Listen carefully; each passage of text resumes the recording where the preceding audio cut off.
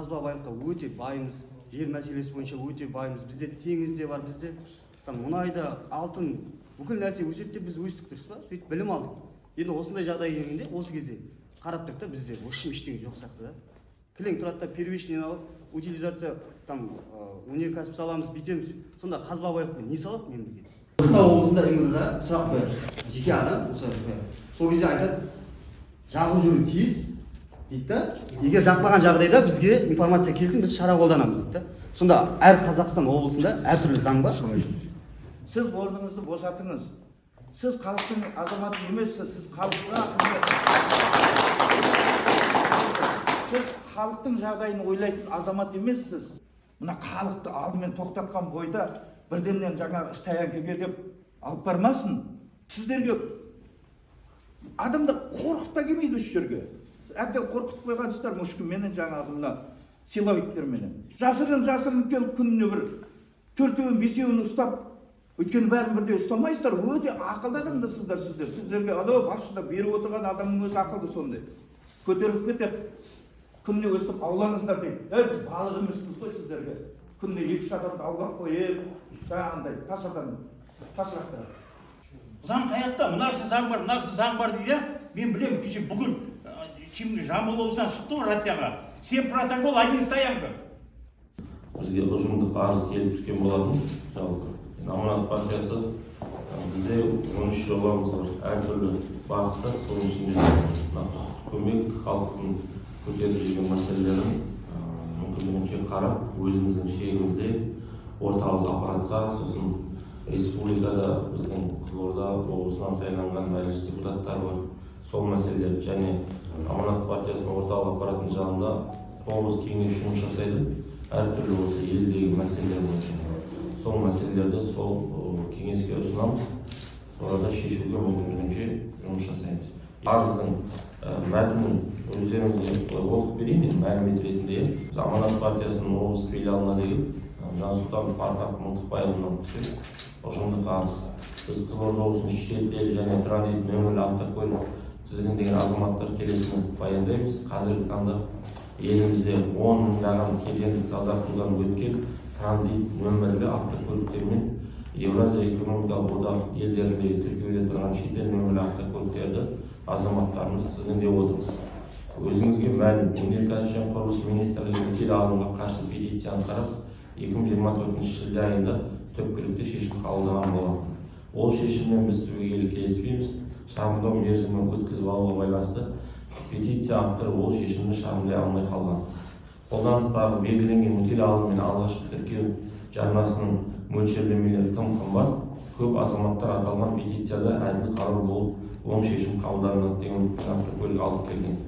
Бірақ кедендік тазартудан өткізіп, қазірге дейін тіркеуде қоймаған азаматтардың барлығы осы алымдардың қымбаттығына байланысты ресімдей отыр. Мысал ретінде көрші елдерде жеке тұлғалар үшін өз жеке қолданысына алып келген жеңіл автокөліктерді жеңілдетілген өтел алым бағамы қарастырылған. Енді бірі Еуразия арнайы экономикалық елдерінде тіркеуде тұрған шетел нөмірлі автокөліктен тіркей алмай отыр. Оның негізгі себептері оң жақ басқарулы автокөліктер тіркеуден шығарылмаған, тек регламентке сәйкес келмейді, тағы басқа. 2023 жылы рақымшылықпен заңдастыру кезінде осындай автокөліктер заңдастырған болатын. Айта кету керек, рақымшылықпен заңдастыру кезінде азаматтардың бір бөлігі ғана пайдаланып, қалғандар сол жеңілдікті қолдана алмай қалды. Елімізде төменгі жалақы деңгейінің өте төмен болуына байланысты көп азаматтар өзін қамтумен осы автокөліктерін кәсібіне пайдаланып отыр, яғни табыс көзі болды.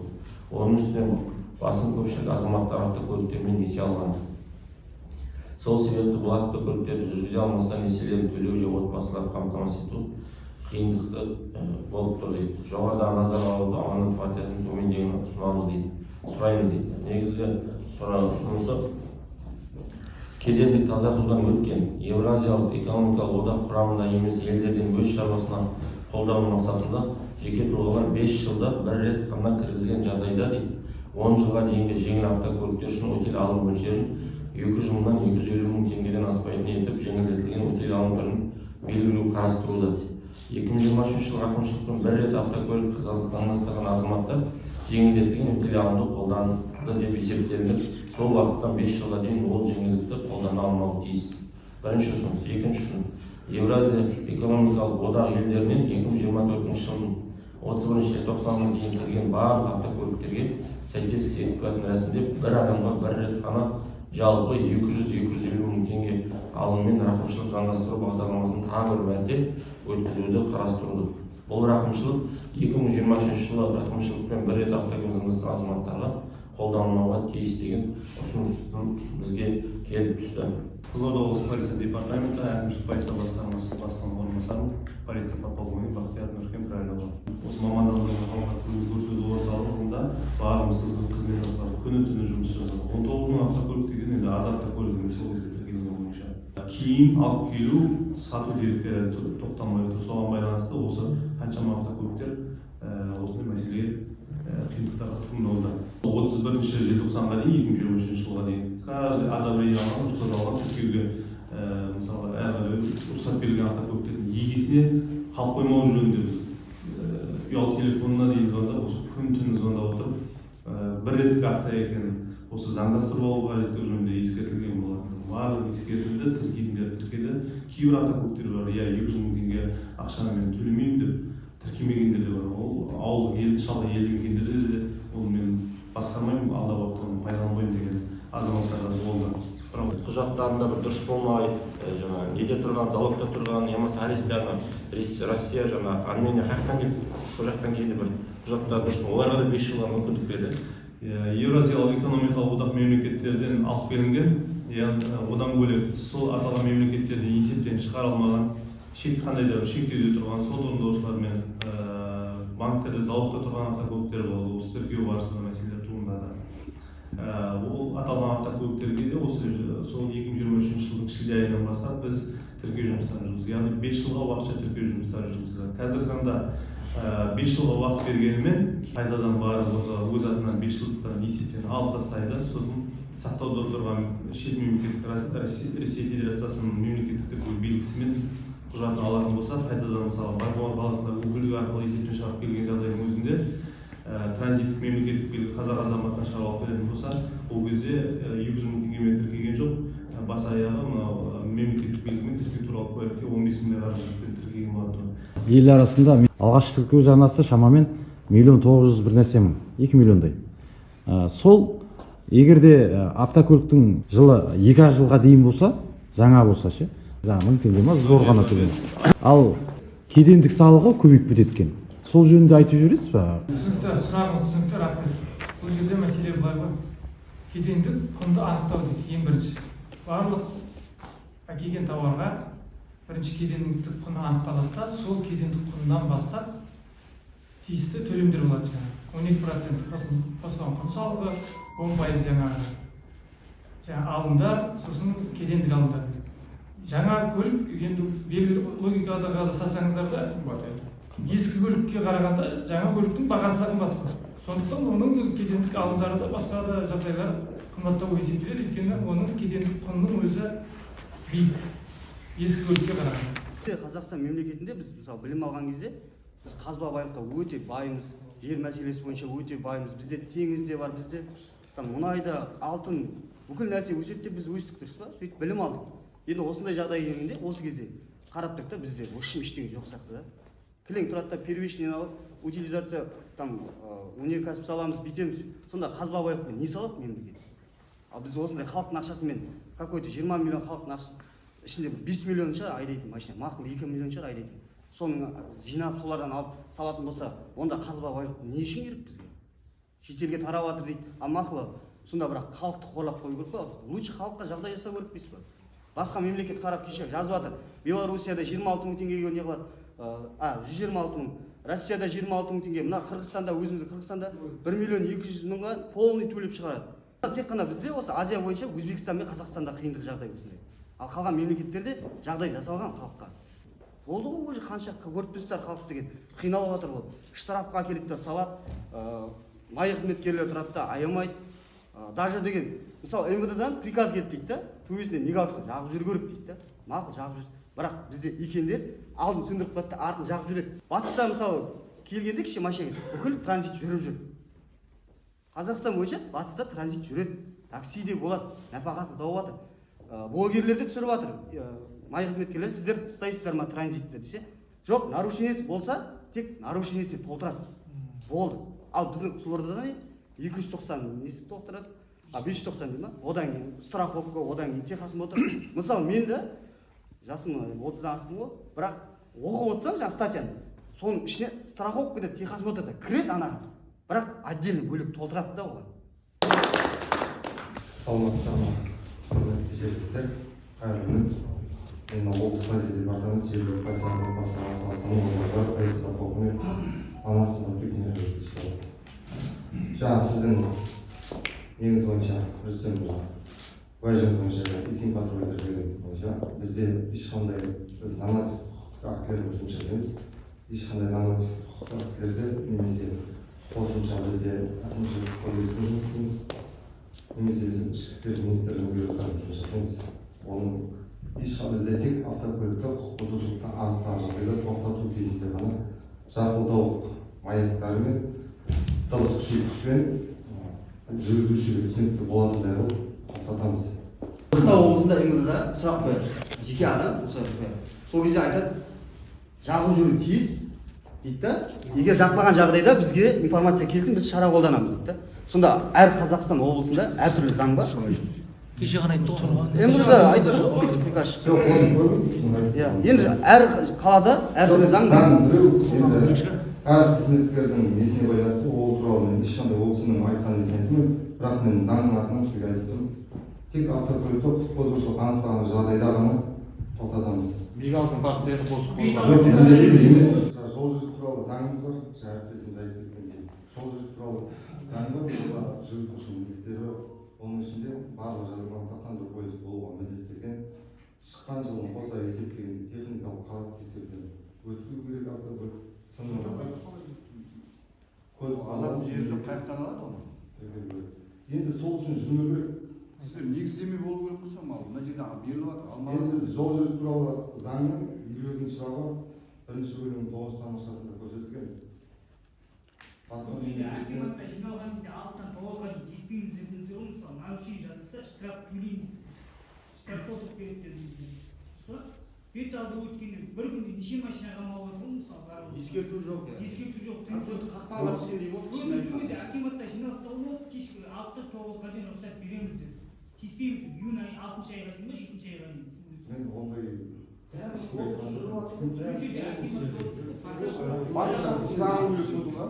жоқ, сіздердің уәждеріңіз бойынша облыстық әкімшіліктен ішкі істер министрлігіне хат жолданды. Сіздер алдында айттыңыздар ғой, біздің Қызылордада бөлек заң, батыс мемлекетінде, батыс Қазақстан облысында бөлек заң бар. Осы бойынша ішкі істер министрлігіне хат жолданды. Енді жауабы не болды? Заң бір дейді. Жауабы не болды соның? Жауабын жаңа 2 күн ішінде айтам деген жаңа облыс әкімінің бірінші орын. Басқа өзінде тұрып айтамын ғой айтатынымды. Бірақ мен дәл осы сізге қатысты айтқым келіп тұр. Сіз орныңызды босатыңыз. Сіз халықтың азаматы емессіз, сіз халыққа сіз халықтың жағдайын ойлайтын азамат емессіз. Сіз өзіңіздің креслоңызды ойлайтын азаматсыз. Сіз егерде халықты ойлағаныңызда біз қаншама рет 14-13 рет барып шырылдап алдыңызға барған кезімізде шығып айтуыңызға болар еді. Осы мына ведомство өкілдеріне өзіңізден жоғары. Мен мына жұмыста істемеймін. Өйткені менің халқым шырылдап жатыр. Бұл жұмыс маған лайықты емес. Мен өзі неше рет өтірікші болдым деп. Сіздер жаңа жылдың алдында уәде бердіңіздер ғой. Одан кейін де болды. Иә, енді қараңыз. Сіздер сонда кім болдыңыздар? 8 ведомстводан әрқайсысынан бір азаматтар жаңа өкіл басшылары келіп, мына халықтың алдында уәде бердіңіздер. Мен операция отаға кетердің алдында сол жиналыстың ішінде қатысқан менмін. Сіздердің не уәде бергеніңізді де білем. Мұрат, сізді мен жақсы білем. Сіз қазір мына жерде бір әңгімені айтасыз. Жаңағы сөзге, тілге тиек қылып, тек қана анау, мынау жоғарыда отырған, парламентте отырғандар бар, депутаттықта отырғандар бар. Олар халықтың жағдайын ойлайтын азаматтар емес олар. Олардың ақылы да толық емес. Мен сіздерге кешіріңіздер, айтқым келіп тұр да осы жерде. Олар деген тек өзінің мүддесі үшін бірінші заңды шығарып жатыр. Соңғы кездерде мынау айыппұл деген нәрсені енді адам деген миына сыймайтын нәрселердің барлығын шығарып жатыр. Сонда сіздердің араларыңызда мақұл. Енді ол ана жерде бір 1000 адам дейікші, жаңағы жоғарғы отырғандар, жаңағы парламенті бар, сенаты бар, басқасы бар. Олар шығарып жатыр. Біздің мына Қызылорда облысының әлеуметтік жағдайына қарайтын, біздің халықтың мұқтажын ойлайтын, ең алдыменен кеше 8 ведомстводағы өкілдері келіп отырды. Бізге ойбай бүйтеміз де сөйтеміз, мына халықтың жағдайын жасау керек деген алдымызда тұрып, сол уәдені берді. Рахмет уәде бергеніне. Бір 10-15 күндей еш нәрсе тиіскен жоқ. Бірақ соның өзінде де арасында жаңағы мынаны жаппай ұстамаңдар, өйткені халық көтеріліп кетеді. Жаймен бір-екеулеп тұрып, қағып сөйтіп аулап отырыңдар деген мұрат, мына сізден шыққан әңгіме ол. Сіздің тапсырмаңыз ол, сіздің бұйрығыңыз. Сіз сондай жерде, сондай креслода отырып, сіздің мүмкіндігіңіз бар еді. Соны айтуға еркінен келіп отырма мынаға. Оны я кредит бермейді оған, я басқа қылмайды. Сіздерге бір нәрсе айтса болды, неге шетел бөлігін алып келдіңіздер дейді. Оны алып келмесе, ана алып баланы қалай асырайды? Сіз сол май қызметкерлеріне мен ең бірінші сіздерменен осындай жиналыста кездескенде айттым. Сіздер мына өздеріңіздің мына сақшыларыңызға, осы қызметтерге шамалы пропаганда жүргізіңіздер. Мына халықты алдымен тоқтатқан бойда бірденнен жаңағы іс-тәйянкеге деп алып бармасын. Бұның жағдайын сұрасын, мынау қандай жақтан келе жатырсың, не істеп келе жатырсың, неше балаң бар, мысалы айтады ғой. Жоқ, сіздер ондай емес. Сіздерде мынандай өзі талай рет мысалға неден де, ютубтан да, басқа нәрседен де анықталып, факті келіп тұр ғой. Ана жерде жинап аласыздар да, бүгін мынандай протокол, мынандай нені автокөлікті кіргізу керек. Осыны тапсырма айтасыз. 4 әйел барып жалынып отырып, қандай өздерінің фактісін айтты. Мынандай жерде балдарымызбенен далада қалып қойдық. Мынандай жерде алып келіп қамады деп. Сонда ішкі істер басқармасының жаңа Ердәулет па? Азамат? Ол болды. Анау пропаганданың несі болды, подполковник. Тағы да қалалық әкімшіліктен болды. Тағы да басқа ведомстводан болды. Ағайындар, сіздер бір нәрсені түсінбеймін. Мынау қазіргі шығарылып жатқан заңдар 1-ші сыныптың оқушысына 6-шы 7 оқитын сыныптың оқулығын бүйтіп мойнына іліп қойған сияқты. Ешкімнің қолынан келе бермейтін сондай заңдарды шығарып жатыр. Айналайындар-ау, сіздер біздің Қызылорда облысының майталмандары, біздің проблемамызды шешетін сондай жерде отырсыздар ғой. Не істеп отырсыздар? Келесіздерде ана жердегі жаңағы мәңгүрт я оқудан білімі де дұрыс емес. Халықтың ешқайсымен санаспайтын, халықтың ішіндегі жағдайменен есептесіп барып істеу керек қой, мысалға әр заңды шығарғанда.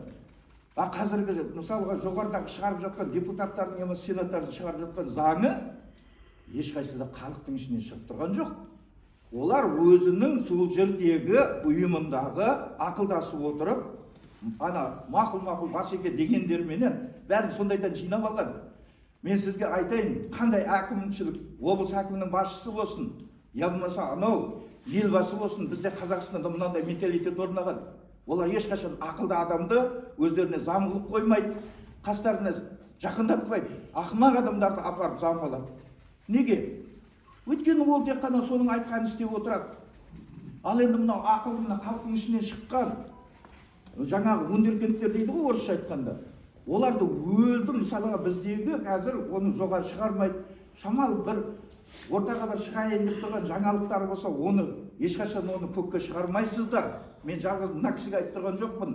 Мен осы мына облыс басшыларына айтып тұрмын. Сіздерге адамды қорқыта келмейді осы жерге. Әбден қорқытып қойғансыздар мүшкінменен жаңағы мына силовиктерменен. Ешқайсы кеше ғана мысалға неше адамды айыппұлға салды. Ағайындар, біз деген 700 мың 600 мың өзіміз халықтың арасынан жинап соны өзіміз солардың несін аяғаннан төледік. Өйткені барлығының да қазір қарап отырған жоқ, жағдайлар қиын болғаннан кейін.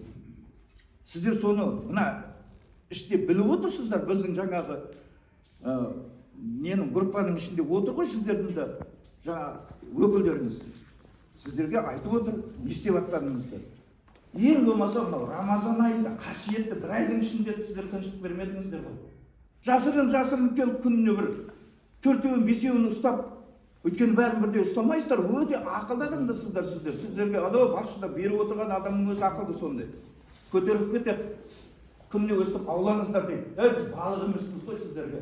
Күніне 2-3 адамды аулақ қойып, жаңағындай тасырақтар. Шамалы халықтың жағдайына қарайтын уақытымыз болды ғой. Ұлтқа қызмет ету мінездер дейді. Мінез көрсету керек халық үшін. Тұру керек, айту керек. Менің қарным шығындап жатқанда неге мен мына тұрам деп осылай.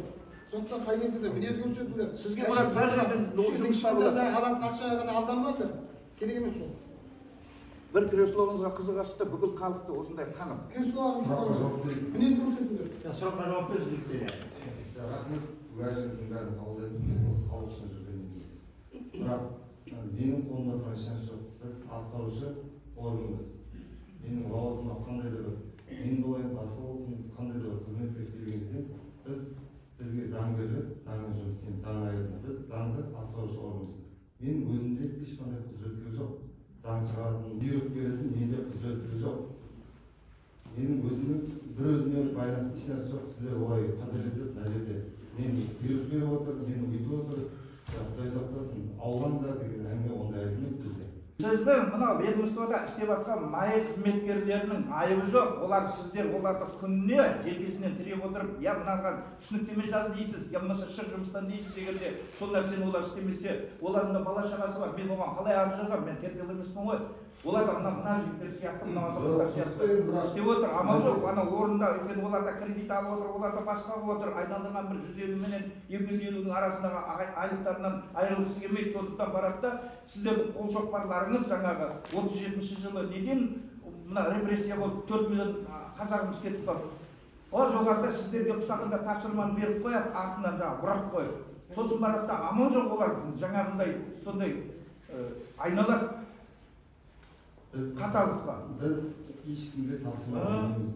Біз барлық қызметкерлерге заң аясында әдеп кодексін сақтай отырып деп бұйрық береміз. Менің өзім қазір осы жерден шығып, шетел автокөліктерін тоқтатпаңдар деген бұйрығым заңсыз болады. Сіздер түсініңіздер. Кез келген қызметкер мына жерде қанша қазір азаматтардың осы кісілердің біреуі қазір барып заң аясында жұмыс істеп жатса, мен оған қалай тоқтатып айтамын?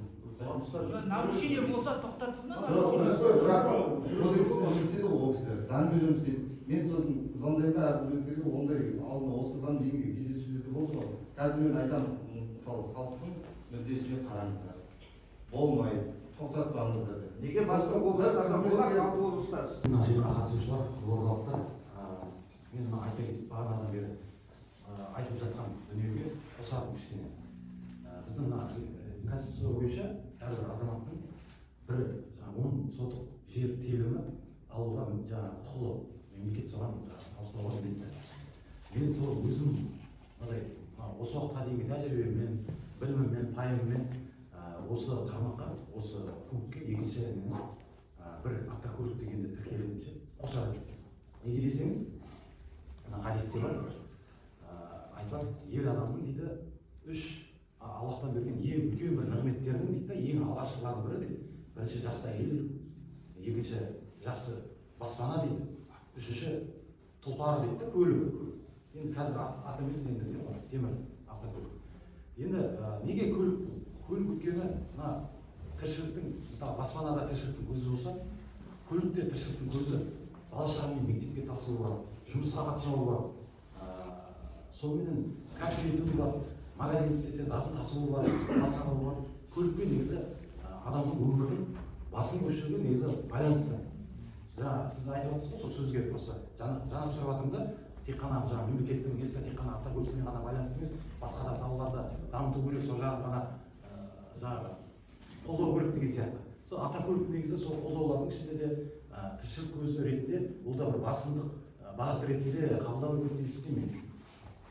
Сол себепті мысалға көшеге келіп қарашы қазір. Неге базардың айналасы болсын, немесе жырды вокзалдың айналасын қарасаңыз, сол жерде таксистер тұрады. Ескі аудилер бар, Mazda, Nexia'лар бар, ескі Volkswagen'дер бар, үлкендеу кісілер бар. Солардан қазір сұрасаң, неге мынадай мініп жүрсің десең, ол ақшасы жоқ. Новый автокөлік алуға мүмкін емес оларға. Ал мынадай автокөлікті алайын десе, шетелден әкеліп алады. Неге мысалға мынадай Elantra алушыға көлікті 2,5 миллион теңге ма, 3 миллион теңгеге келеді, осы жерде қазір. Өтеп беру 2 миллион алады. Иә, 2-3 миллион теңгеге алып беруге болады да сол кісілерге. Ал новыйын алатын болса, Кобальт алу керек. Кобальт деген 7 миллион теңге шамасы. Неге? Өйткені оны адамның ақшасы жоқ наличка. Екіншіден оны неге несиеге алатын болса, ол 14 миллион алып қайтады. Кобальт ондай нәрсе үшін тұрмайды ол. 14 миллион төлеп бітіргенше Кобальт жоқ болып кетеді өзі. Я шығып кетеді, я бір нәрсе қылады. Сол себепті халықтың мына неменен осы өтел берушімен де көлікпен де несі байланысы өте зор да. Сол себепті бұған андай үстіртін мына нелерде жоғарыда көп жерде айтылады, министрлерде көп айтып қоятын осындай модный сөздер бар. Те перекупщики анау деп ше. Қарапайым халық бәрі осы тұтынатын автокөлікті. Перекупщиктер емес. Айналып келген кезде машинаның бағасына тіреліп тұр ол өтел берушіге. Ол перекупщиктердің қалтасына оралған жоқ. Машинаның автокөліктің бағасына бұрын содан кейін автокөлікті халық ала алмай жүр. Сол себепті ескі автокөлікті жүр. Сол себепті де біз экологиялық жағдай жаңағы неше 50%-дан астамы біздің бүкіл автопарктың 50%-дан астамы 20 жылдан асып кеткен. Ал мынадай жаңағыдай льготный қылатын болсақ біз ең болмағанда жай бір қолынан келген адамдар алып келе беретін. Сөйтіп жаймен ең болмағанда 10 жылдыққа дейінгілер кіре бастар еді. Сол себепті осыны жаңа неде қолдаса қаралса екен, бір оң нәтиже шықса екен деген менің бір нем бар. Рахмет. Мына кісі айтып отыр, заң бар дейді, мына кісі заң бар деп отыр. Заң қаяқта?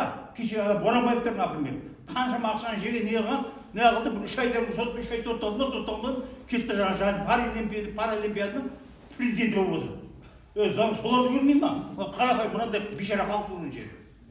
Мыналардың көбі жұмыссыз, например.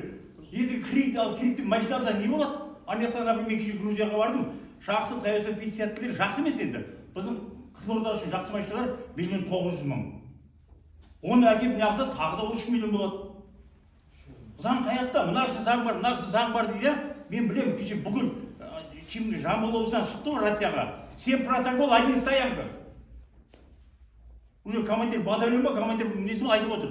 Бүгін неге Қазақстанға жарияланып кетті ол. Қызылордадан барған депутаттардың біреу ауыздан сөйлегенін көрген жоқпын мен. Еркін Жаңбыршин деген бар, молодец. Жаңа өзің айтып отырған Нартай бар. Солар айтып жатыр. Біздің Қызылордадан барған депутаттардың біреу осы жақта қалай жұмыс істегенін көрдік қой олардың. Ол жаққа барып не болады сонда? Сондай ғой. Қошанып айтты, олар шырды айта алмайды. Айтты ба, кетті бір халықтың жағдайын ойлаймыз деген әйел кеше депутаттан кетті. Бәрін көріп отырсыңдар. Ал заң қайда? Районның ауданы келіп тұрғанда жақ кешекте көрдім. Енді басында мені қоятын сұрағым негізі армян көріп деп тұрған. Енді мен негізі алып армян көріп бар өзімде. Бізде кеше көгер алмай алып, кейін содан кейін алынған көріп. Қазіргі таңда біз алған кезімізде біз бұндай болады көрген жоқпыз. Ол кезде біз страховкамен айдады. Кешегі күнге дейін 24-тің қай айына дейін айдап кетті. Содан кейін заң шықты, страховка бермейтін құстар. Енді одан кейін страховка бере алмағаннан кейін біз енді жаңағы қаншама штрафтар беріп сондайға түскеннен кейін амал жоқ үйімізге апарып қойдық. Қаңтарып машина арасында әйтеу сағынған кезімізде сағыныш базар деп ішіне кірмей тұрып, 3 темекі шегіп машинаны оталдырып, қайттан шығып сүртіп қойып қайттан жүріп мысалы. Бізге енді сол жаңағы сіздер сөйлейтіндердің ішінде жеңілдік аламыз дегенге дейін страховкамен айдауға жеңілдік беріле ма? Әлде біздер осы уақыт аясында ойлып таңертең 6-тан кешкі 9-ға деген сияқты сондай мәселелер қарастырса. Әкімде 9 адам ішінде болған. Есімім Упайдова Алмасбекова. Енді бұл өзі шыққан керек. Құдияр ағамыз айтқанына қосыламын, бірге болдық қой ағамыз бәріміз бастап қарақат ініміз бар. Сөздің ішіне бұл жерде былай халық сенбей тұр. Халықпен бірге бірақ ешқандай уәдеде тұрған жоқ. Сөзінде дегендей ашылып дұрыс. Мен де қосыламын. Неге дейсің? Сол неде жиналыста болдым. Бізде бұл кезде кіргізген кезде соткамызды алып қалды. Ешқандай видео көрсете алмадық та. Немізше бағанымызды сондай сосын уақыт берілді деп сонымен бәріміз жүрдік. 6 ай емес, қайтадан сол баяғы спектакль ғой, көзбояушылық дегенде ғой. Сондай болмайтындай бір нақты қазір осы қазір утиль кирпичтен емес, қазір жүріп тұруымызға қиын болып қалды сөз үшін. Машинамыз үйде қамалып тұр. Ағамыз айтқандай, машинаның арасында ықмет отырып қалмасын қыздырып қойып, ол басқа ештеңе істемейді.